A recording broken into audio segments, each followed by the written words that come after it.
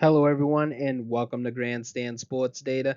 In today's video, we're giving you the Eastern Conference betting preview between the Indiana Pacers and the New York Knicks. We'll be going over the statistical breakdown, the fundamental breakdown, and then we'll be covering throughout this video the betting analysis. So let's get right into it. All right, so let's jump to the statistical breakdown. And as you can see, this is a razor thin matchup. Statistically, these two are neck and neck in almost every key category. Same defensive rating, similar offensive outputs. Turnover rates, they're basically identical. I mean, the Pacers do hold a slight edge in efficiency metrics, better efficient field goal percentage, fewer turnovers, but they're dead last in offensive rebounding, which is going to limit their second chance opportunities. Meanwhile, the Knicks are middle of the pack in most areas, but they do a better job getting to the free throw line with their free throws per field goal attempt, and then they're grabbing their own misses.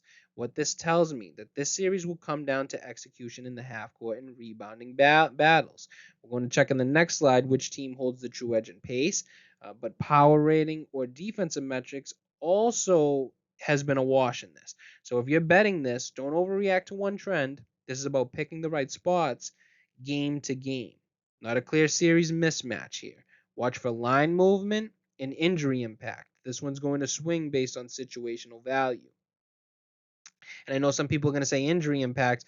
What do you mean by that? Well, last season, both of these teams did lose some guys towards the end of the playoffs, or maybe even the second round. I think maybe the first round for the Knicks, but I'm coming off the top of my head on this. I don't want to give faulty information, but I do remember that both of these teams did fall victim to injury during the playoffs, and that's going to play into this. It's going to play into this for the four remaining teams. So this one's about depth and durability. You can see Indiana comes in with a bit more top to bottom balance in playoff win shares per 48, and their pace is clearly faster, which could help wear down a Knicks team that's more methodical and short on backcourt depth. Now, New York, though, has the high leverage experience with Brunson and Towns carrying a heavier workload and contributing more in raw playoff win shares. But when you start getting into players 6 through 8, Indiana's bench has been more productive on a per minute basis. Here's the takeaway from this. If the series stretches or becomes a grind, Indiana's depth and tempo may start to take a toll. But if it comes down to star power and who can hit clutch buckets, Brunson has shown he can carry a series. Watch how the benches are used in game one. It might tip the scale on how this matchup plays out. Now, there's starting to be a pattern here with the Knicks and where they don't have a bench, but we keep talking about clutching late, and if they're in these games, how Brunson's going to perform. I think the jury's already out. The guy's going to perform. It's just, will these games be close towards the end of the match? I think if the Celtics, maybe the way that they were shooting, they were getting up by 20 on the Knicks. If they had just slowed it down a little bit and just went with layups and maybe some more mid range, they may have kept those 20-point leads. Whereas the Knicks, they've shown that fight, they've shown that toughness, and then they've also shown those late game clutch buckets. And I think it's going to be very similar to a Celtics series. Can the Pacers jump up ahead of the Knicks to where, they build that gap going into the fourth quarter? Something that we need to take a look at for this series. Now, this is where Indiana's profile starts to look really sharp from a betting value standpoint. Historically, these categories like pace, offensive turnover rate, and free throw frequency have all been profitable indicators in playoff matchups over the past 5 years. And Indiana checks those boxes in a big way. That 17.37 units edge in turnover margin is a monster red flag for the Knicks. Even if it's not a huge raw gap, it's one of the most predictive trends in the betting market come postseason time.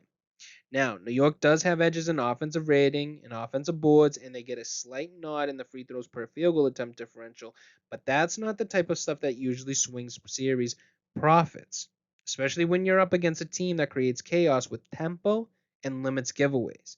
So if you're someone who bets based on market tested angles, Indiana is hitting on more of those profitable factors here, and that's going to be hard to ignore going forward. So if you're looking at where these two teams are headed and not where they've been, the Knicks are showing the sharper spread form heading into the series. You can see from about games 83 onward, New York has ripped off a steady climb in profitability against the spread, and those are consistent cover spots, not flukes. That's a team that's tightening up, locking in on both ends, and likely outperforming the market's expectations from beating a team like the Boston Celtics. Now, on the flip side, Indiana's been stuck in a little bit of a rut here from about games 80 through on to game 92. It's just chop, no real momentum. The market hasn't been caught sleeping on them, but if anything, they've been overvalued slightly even when they do sneak in a cover. So, for bettors, the takeaway is this: recent form is real. The Knicks are heading into this matchup as a team you can ride against the spread, while the Pacers, they might need a major adjustment or market overreaction to regain profitability. So, from a money line perspective, this is where things get interesting. Indiana's recent run has been nothing short of explosive.